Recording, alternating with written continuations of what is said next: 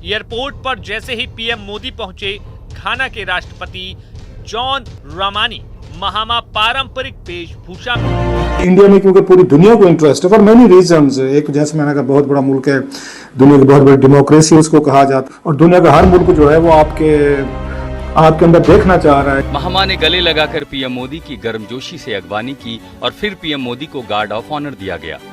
21 तोपों की सलामी भी दी गई। तो लेकिन हम आज बात करेंगे सर मोदी जी की, और आपके प्राइम मिनिस्टर मोदी जी जो हैं वो 5 कंट्रीज के विजिट पर निकले हैं। उसमें जो पहला है टूर में घाना है।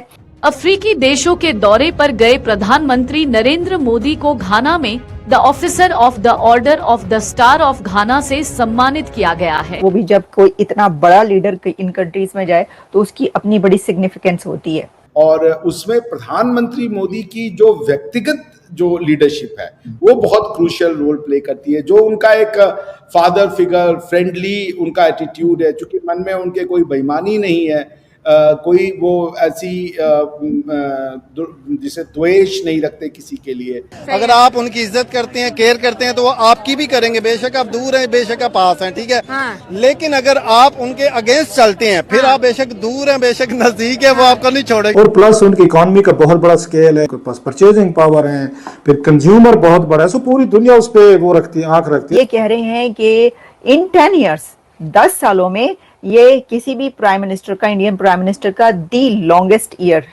लॉन्गेस्ट ट्रिप है। नमस्ते दोस्तों, इंडिया स्पेशल में आपका स्वागत है। आपको बताते चलें कि भारत के प्रधानमंत्री नरेंद्र मोदी जी 2 दिन की घाना यात्रा पर पहुंचे और आपको बता घाना के सांसद नरेंद्र मोदी जी से हाथ मिलाने के लिए अपनी अपनी कुर्सी छोड़कर हाथ मिलाने लगे और नरेंद्र मोदी जी को धन्यवाद कहने लगे। और घाना पहुंचते ही नरेंद्र मोदी जी का घाना के राष्ट्रपति ने जोरदार स्वागत किया और अपने देश के सर्वोच्च पुरस्कार से सम्मानित किया गया और मोदी जी को 21 तोपों की सलामी दी गई। मोदी जी ने 140 करोड़ भारतीयों की ओर से उनका धन्यवाद किया। बात करेंगे सर मोदी जी की, और आपके प्राइम मिनिस्टर मोदी जी जो हैं वो 5 कंट्रीज के विजिट पर निकले हैं। आज यानी 2 जुलाई से लेकर 9 जुलाई तक मोदी जी जो हैं वो बाहर दूसरी जो कंट्रीज हैं, 5 कंट्रीज का बताया गया, वहां पर गए हैं। तो क्या कहेंगे आपके, क्या वजह है इस विजिट की और कितना इम्पोर्टेंट आप समझते हैं इन विजिट्स को? जी देखिए, वो जो 5 कंट्री है वो Ghana, Trinidad and Tobago, Argentina, Brazil and Namibia. तो आई गेस घाना जो है वो अफ्रीका में है और नामीबिया भी अफ्रीका में है। बाकी ये जो देश हैं त्रिनाद, टोबैगो, अर्जेंटीना, ब्राजील, ये सारे के सारे आपका अमेरिकाज में हैं। तो इसका ये मतलब आप ये समझ लें कि आउटरीच प्रोग्राम है और ब्रिक्स की भी बातें चल रही हैं। BRICS as an idea is still developing और एक पॉसिबल ट्रेड ऑल्टरनेटिव इंडिया के लिए है। I mean trade alternative as in की ट्रेड आज की डेट में जो डीलिंग्स हो रही हैं उसमें इंडिया के लिए काफ़ी इंपॉर्टेंट पोजीशंस रखते हैं। तो आई गेस यही होगा। अब गवर्नमेंट ऑफ इंडिया ने अगर कोई और स्पेशल पर्पस रखा है तो अभी मैंने उसको पढ़ा नहीं है, तो बट इट्स गुड। देखिए, प्रधानमंत्री मोदी जी की जो सबसे खास बात रही है उनके इन 11-12 सालों में, जो उनकी जो लीडरशिप भारत ने पाई है, और मैं मानता हूँ कि बहुत सही समय पे, क्रूशियल समय पे प्रधानमंत्री जी ने इस देश को वो स्थिरता और वो गति दी है। दोनों दी, स्थिरता और गति दोनों, because they were very crucial. तो उससे हमारी जो एक वैश्विक नीति रही उसमें काफ़ी अच्छा उधार आया। भारत का एक जो इमेज बना विश्व भर में उसमें काफ़ी सुधार आया। बल्कि अब भारत की नेतृत्व की जो एक्सेप्टेंस है वो दिखती है। दुनिया जो है वो भारत को वर्ल्ड लीडर के रूप में देखना चाहती है और उसमें प्रधानमंत्री मोदी की जो व्यक्तिगत जो लीडरशिप है वो बहुत क्रूशियल रोल प्ले करती है। जो उनका एक फादर फिगर फ्रेंडली उनका एटीट्यूड है, चूंकि मन में उनके कोई बेईमानी नहीं है, कोई वो ऐसी जिसे द्वेष नहीं रखते किसी के लिए, तो वो लोगों को बहुत सहज करता है। वो यूरोप में भी उतनी सहजता से एक्सेप्ट किए जाते हैं और अफ्रीका के लोग तो उनके लिए हमेशा ही समझ लीजिए प्यार रहेगा।